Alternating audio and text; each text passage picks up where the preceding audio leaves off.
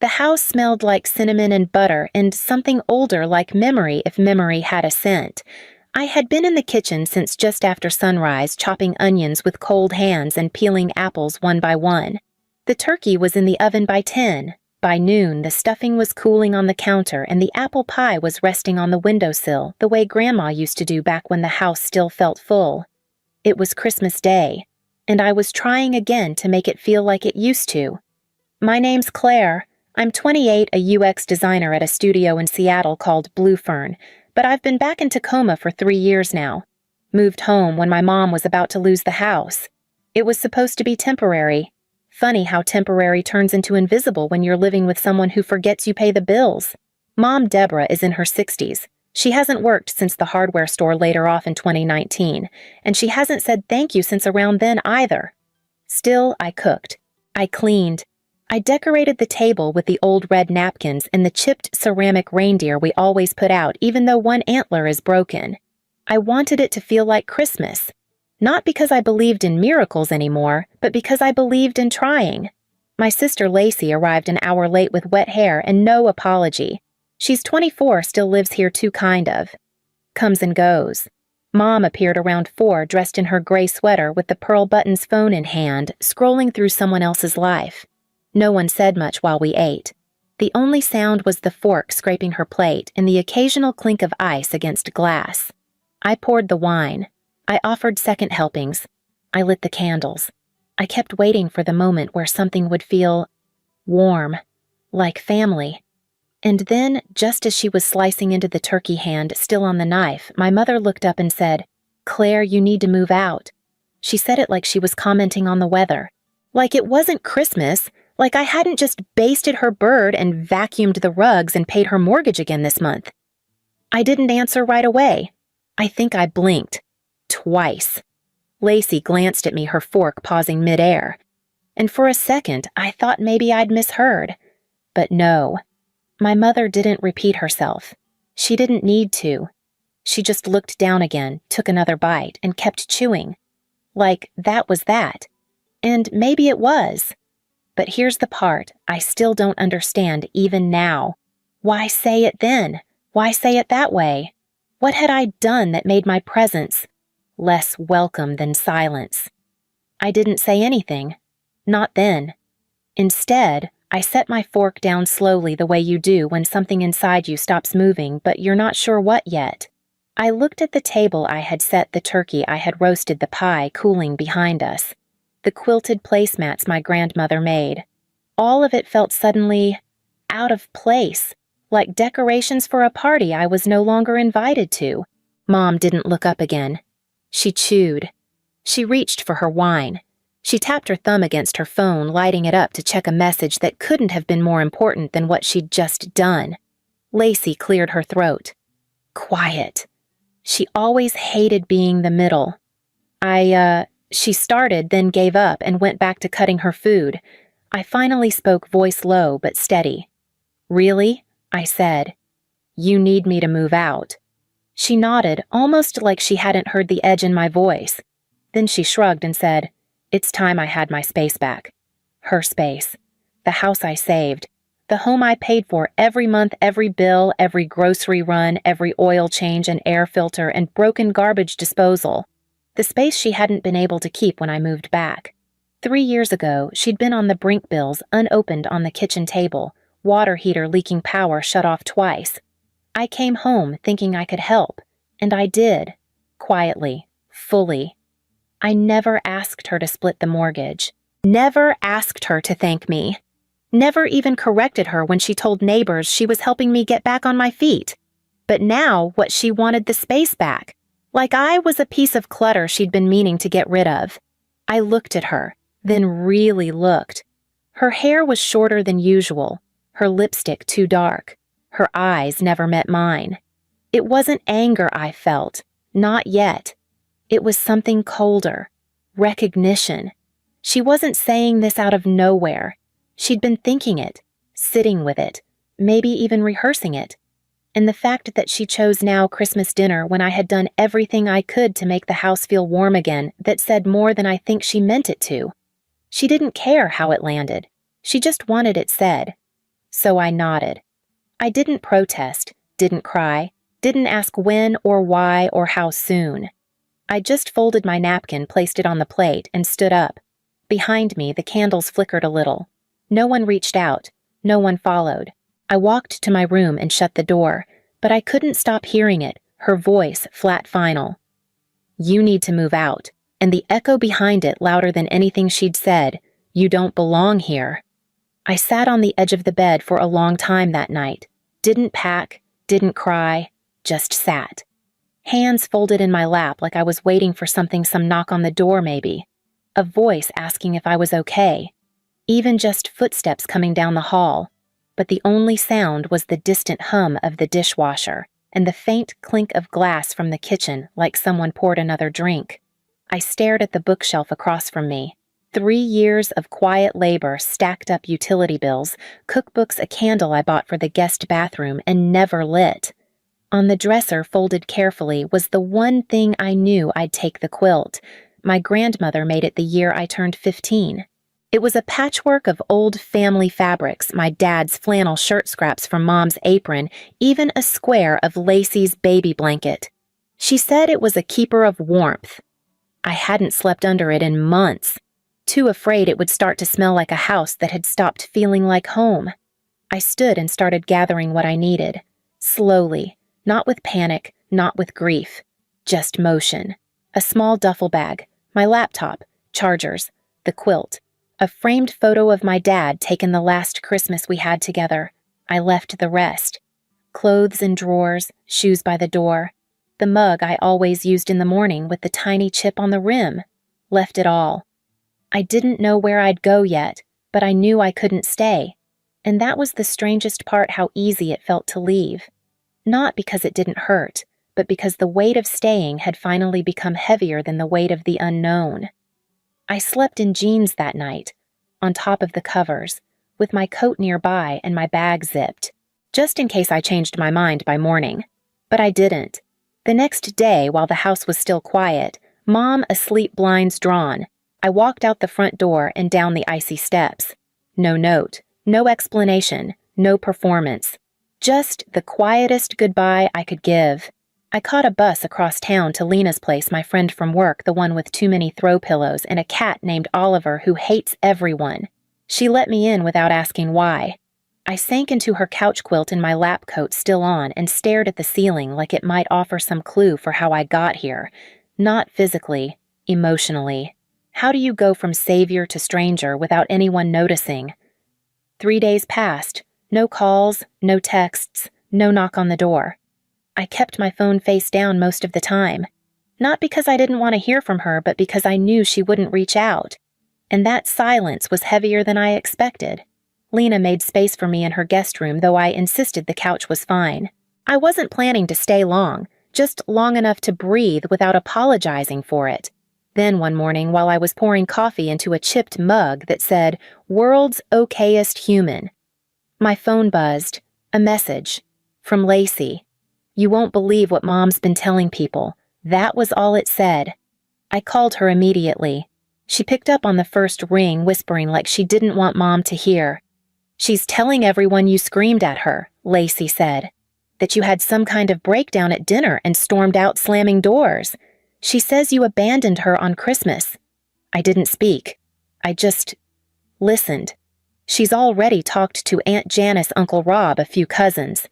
They think she's heartbroken. Like you left her without warning after everything she's done for you." There was that line again. "After everything she's done for you." As if keeping me alive 2 decades ago was a debt I was still meant to repay. Lacey sighed. "Claire, I know what happened. I was there. I just thought you should know what's going around." "Thanks," I said softly. "Really?" We hung up. I stood in Lena's kitchen for a long time, the mug going cold in my hands. It wasn't the lie that hurt most. It was how easily people believed it. By that evening, I'd been removed from the family group chat. A cousin unfriended me on Facebook. One of Mom's church friends posted something vague about kids these days having no loyalty. I considered doing nothing, staying silent, rising above. But silence was what she counted on. So I did something else. I sat down, opened my laptop, and wrote, not a rant, not a revenge piece, just the truth. I moved back in 3 years ago to help my mom keep the house. I paid the bills, the mortgage, and did what I could to make things stable again. On Christmas, I made dinner. I set the table. I lit the candles. And after the turkey was served, she looked at me and told me it was time I moved out. I didn't yell. I didn't slam anything. I just left. Because it was clear I wasn't welcome anymore. I'm not posting this for pity. I'm posting this because the version of me she's sharing isn't real. I hit publish. Then I closed the laptop and walked away.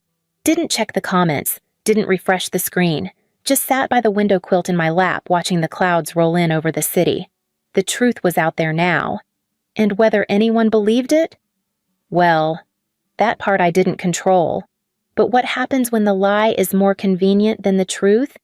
I didn't check my phone that night. I made a cup of tea, sat on the floor with Oliver the cat curled against my leg, and let the quiet settle like dust in the corners of the room. There was a strange kind of peace in letting go of control. By morning, I woke to more notifications than I'd seen in months. Texts, missed calls, emails, a few messages from people I hadn't spoken to since high school. I almost didn't open any of them. But curiosity is a persistent thing. The first message I read was from Aunt Lisa. She'd always been the most reasonable of the extended bunch, the one who sent cards at odd times, and once brought me a necklace with a tiny compass on it just in case you need help finding your way. Her message said I had no idea. I'm so sorry for believing otherwise. Your post, it changed how I see everything. I sat with that sentence for a long time. Then came a DM from my cousin Caleb. We hadn't spoken in years, but he wrote, honestly, we always wondered why your mom treated you the way she did. It just never made sense. It was validating. And somehow it hurt. Because if they saw it, if even part of them knew something was wrong, why hadn't anyone asked sooner? Why hadn't anyone reached out when I was still in that house paying those bills, setting that table alone? Not everyone responded. Some people stayed quiet. Others, I think, unfollowed me out of guilt or discomfort. A few left neutral face emojis under my post, like they weren't sure what to feel. And then there were the ones who doubled down. A message from Mom came in around noon. Not a call, just a wall of text. I can't believe you'd humiliate me like this. You twisted everything. You're always the victim, Claire. You always have been. No apology, no acknowledgement. Just control reasserting itself. I didn't reply. I didn't even screenshot it for proof. I just stared at her words until the screen dimmed, then flipped the phone face down again. That was the thing no one tells you about finally speaking the truth, even when people believe you the damage is already done. You don't get the old version of your life back. You don't get the family photo back on the hallway wall. You just learn to live without it, and slowly you start deciding what to hang in its place. It happened on a Thursday. Gray skylight drizzle, the kind of cold that settles into your sleeves no matter how tightly you wrap your coat. I had just come back from the grocery store bag of Lemon's coffee filters and a loaf of sourdough I didn't need but wanted. I was halfway up the stairs to Lena's apartment when I saw her, my mother, standing at the top landing holding a pie in a plastic bakery box, the kind with the crimped edges and barcode still stuck to the bottom. Apple, of course. She smiled like we were bumping into each other at the post office. "Hi, Claire," she said as if it had been days, not weeks. I didn't move, just stood still, rein in my hair bag in one hand, key in the other. She looked smaller than I remembered, or maybe I was seeing her clearly for the first time. "I brought pie," she said, lifting it a little like that, explained everything. I walked the last few steps, unlocked the door, but didn't open it fully. Just stepped outside and stood in the hallway. She didn't ask to come in. Instead, she started talking. "I miss you," she said. "Things haven't been the same without you. Maybe we could have dinner sometime. Talk things through." I looked at her, then really looked. No tears, no apology. Just a mother trying to reset the board without acknowledging the last move. So I asked, simple as I could, "Are you here to apologize?" She blinked, then she said, like it was the most reasonable thing in the world, "I don't think I need to. I think we both made mistakes." That was her answer. Her version of peace. Her need to keep the story mutual equal safe. I nodded once. Not in agreement, but in understanding. "I wish you well," I said. Then I stepped back inside and closed the door. Didn't slam it, didn't raise my voice, just closed it. Because there was nothing else left to say. And more than that, I wasn't angry anymore. I was just done. Life didn't change overnight. But it shifted, little by little. I found a small studio apartment a few weeks after the door closed, just outside the city, tucked above a bookstore that always smelled like paper and peppermint. The space was old but clean. Wood floors, a crooked window that caught the afternoon sun, walls that didn't echo with someone else's disappointment. I bought a couch secondhand from a woman named Ruth who insisted on giving me a throw blanket just because. I set up a tiny table by the window, planted a pothos in an old ceramic bowl, and let it take its time finding the light. I drank my coffee slowly, without earbuds, without whispers through the wall, and for the first time in years, I didn't feel like I had to explain why I was tired or quiet, or not in the mood to talk. Silence no longer felt like punishment. It felt like peace. Lena helped me move in. Oliver the cat came by once, hissed at the baseboard, and left. That felt right, too. Then one afternoon, my phone buzzed. Lacey. She asked if I had time for coffee. We met at a small cafe downtown, the kind with chalkboard menus and mismatched chairs. She looked tired older somehow. Not in years, but in weight. After some small talk, she finally said, "Things got worse after you left." I didn't ask for details. She gave them anyway. The mortgage was slipping behind. The power had been shut off once. Mom blamed the electric company, blamed the economy, blamed me. "She's spiraling," Lacey said. "But I guess you knew that." I nodded. Then she looked straight at me. "You did the right thing by leaving," she said. "You should have done it sooner. I didn't know how much I needed to hear that until I did." We sat in silence for a bit, shared a lemon bar, talked about nothing. Before we left, she added, "I'm thinking of leaving too. Just need to figure out how." I reached for her hand and gave it a quiet squeeze. "I can't pay your way," I said, "but I won't let you drown." And for the first time in a long time, we walked out of a place side by side. It's been a few months now. The pothos is still growing. The quilt stays folded at the foot of the bed, its corners soft from years of use. I haven't washed it since I left. I don't think I will. It still smells like something I can't name but want to keep. I see Lacey sometimes. We don't talk much about home, but we talk. She sends me photos of apartments she's thinking about. Tiny kitchens, brick walls. One had yellow curtains and a view of nothing but. She smiled when she showed it to me. That was enough. I started baking again. Not often, just when it feels right. Apple pie once. Not for anyone, just to see if I remembered how. It burned a little around the edges. Still tasted like something worth keeping. I haven't taken down the post. People stopped talking about it weeks ago, but I leave it up not for them, for me. Because there's a difference between moving on and pretending it never happened. Mom hasn't reached out again. I don't expect her to. Sometimes I think about that pie she brought to my door, still in the box, still cold. I never opened it. Some things don't need to be tasted to be understood, and some goodbyes don't need to be loud to last. She didn't teach me how to stay. She taught me how to leave with grace,